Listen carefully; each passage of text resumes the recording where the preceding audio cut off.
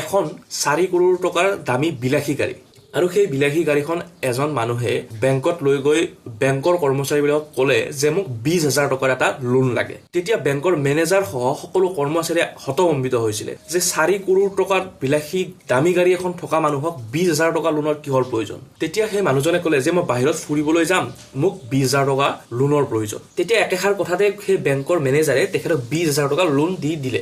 আৰু কেইদিনমান পিছত সেই মানুহজন যেতিয়া উভতি আহিল বেংকলৈ গাড়ীখন নিবলৈ, তেতিয়া 20,000 টকাটো দি গাড়ীখন তেখেতে নিবলৈ আহিলে। আৰু বেংকৰ মানুহে তেখেতক সুধিলে আপোনাৰ ইমান টকা আছে, আপুনি 4 কোটি টকাৰ বিলাসী গাড়ী আপোনাৰ লগত আছে, কিন্তু তথাপিও আপুনি 20,000 টকা লোন আমাৰ পৰা কিয় ল'ব বিচাৰিলে। তেতিয়া সেই মানুহজনে এটা কথাই ক'লে যে হয় মোৰ বহুত টকা পইচা আছে, কিন্তু মই 20,000 টকা লোন এইকাৰণে লৈছো যে মোৰ এই গাড়ীখন আপোনালোকৰ বেংকত বাহিৰে ক'তো সুৰক্ষিত থাকিব নোৱাৰে, যিহেতু মই বাহিৰলৈ ঘূৰিব যাম।